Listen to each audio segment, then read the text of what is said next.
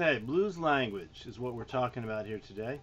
And blues language, this is not the whole story of blues language, but this is some of the core of it, I think.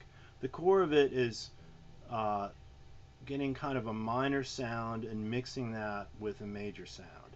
I'm not going to get hugely into the theory of it, just going to touch on it a little bit. But the basic idea is it creates tension by putting things together that aren't supposed to work. You know, that Mozart would have said, you cannot do that. It doesn't work. Um, Blues tries to push these things together and make them rub up against each other and accomplish something, create some tension that people like. You hear the tension and you think, ooh, that's interesting, but then you want to hear it resolved for the most part. And then when it gets resolved, you feel satisfied. You expect to hear something when you hear the tension introduced. It's like suspense. You think something's going to happen, and then something happens most of the time. Okay, so let's talk about the basic scale that's sort of at the core of blues. What most people learn first scale is minor pentatonic. So we will do G minor pentatonic. That's the lower octave out of an E position. It's 1, flat third, 4, 5, flat 7. Then it starts over at 1 again. 1, flat third, 4, 5, flat 7, and 1. And if you keep going, flat third again. And that's 4. Okay. But in this position, we have basically 2 octaves of it. So the minor pentatonic can sound good. Anybody who is creative with rhythm or inventive with melody in general can do a lot with the minor pentatonic. But most of the people that use it sort of rely on it to do all the work for them, I think. And they sort of look at it as, so this is good because there's no wrong notes. There are no wrong notes. That's true, perhaps, in a sense, but that's not the best way to look at it. Okay. There are a lot of ideas that can't be played using that scale. Okay, and people tend to be kind of lazy with it. Some people are great with it. John Coltrane could do a hell of a lot with it. And a lot of blues players and rock players can also do a lot with it. However, most of the time, blues players don't just stick with that minor pentatonic sound. The real blues players, Freddie King, B.B. King, these guys, Albert King, most of the time, this is getting a little closer to it. You see it in books called the blues scale. It's basically minor pentatonic plus an extra note. The 1, the flat third, the 4, the sharp 4, the 5. Okay. Or if you're going down, the 5, flat 5, 4, flat 3, 1. Okay.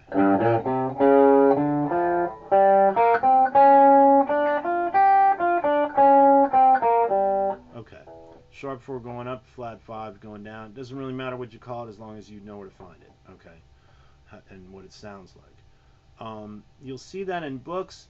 That's a way of getting a little bit closer to what the blues really is, because it's usually not merely minor pentatonic, not just that. But even that, it's still kind of far away from the real thing.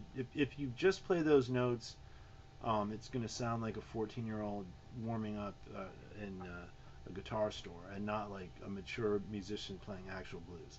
Okay. Now, the blues language, you get closer to it when you look at some of these blue notes. The blue notes are the flat third, the flat 7, and the flat 5 or sharp 4. Those are the 3 main blue notes, and I think of those as being notes that you have, there are notes around them that are between the cracks that sound better than those actual notes. So it's not so much that the flat 3 is wrong, it just sounds kind of weak, and there are more interesting things you can do with it. So if you've got this, you can bend it up part of the way to that, not all the way. Now, you can bend all the way up to it if you want. Sometimes you hear that on some records. Some blues players do that, but mostly they do that in between bend. You also can take the 2 and bend it not quite all the way to the flat third.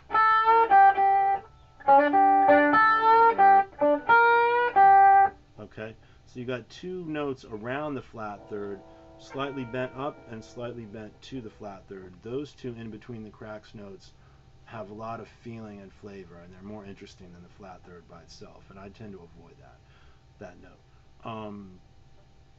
Let's see. Then you have the flat seven. Flat seven can work if you play it pure. In some situations, it sounds terrific. In others, it sounds lame. It, it's a, it's a situation where what you should do is use your ear and see what you think. I'm going to show you some things you can do with it, but sometimes you're going to want to just use it straight, and you're not going to need to do this stuff.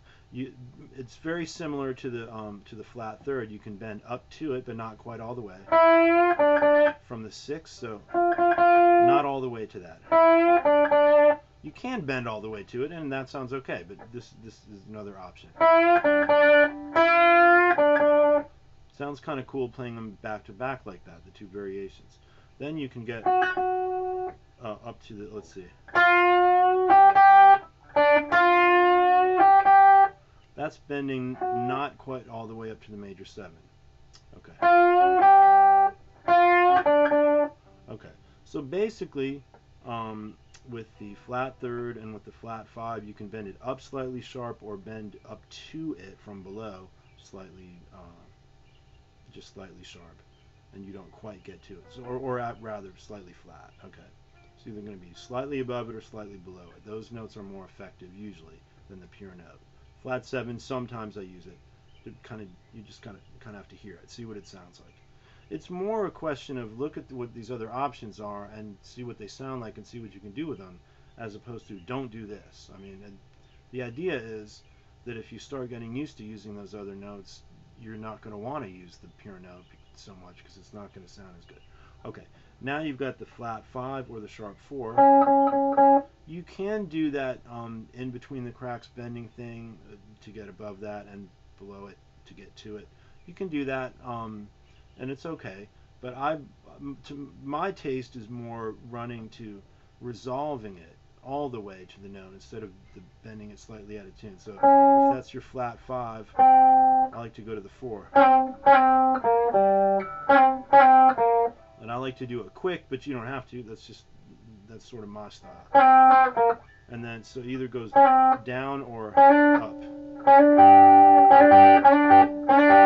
Again, I like it quick, but rockabilly guys like that kind of sound. It just depends on what you're doing, what kind of music you're playing.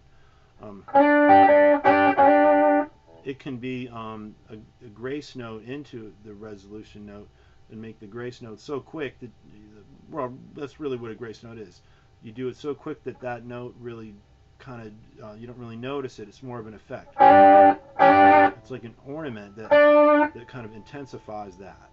Okay, that's most of it. Let's see if there's anything I missed here, anything I meant to talk about. Oh yeah, the other thing is the slurs, okay? Articulation, the way you hit a note. Slurs are any time you play a note with your left hand and don't use your right.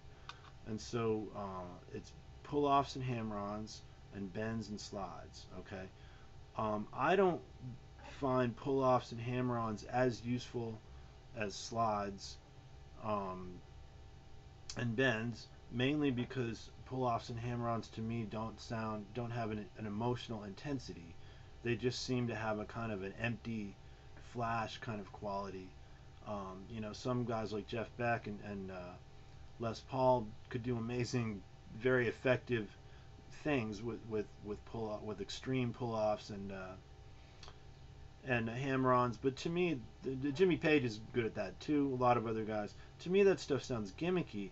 It sounds the bending sounds more emotional, and sliding sounds more emotional to me. They sound more vocal somehow. So I go for those more. But pull-offs and hammer-ons can be very useful. Maybe the story that you're telling has a different kind of a sound from mine, and that's fine. You know, so be aware of them. But the main thing to understand is that the slurs are an essential part of playing the blues. You want to, when in doubt, try slurring into a note or slurring away from it and see whether that gives you an interesting other dimension. Okay. I believe that's it. Okay, Blues Language 101. There's a lot more to tell, but that's a big part of it, all that stuff.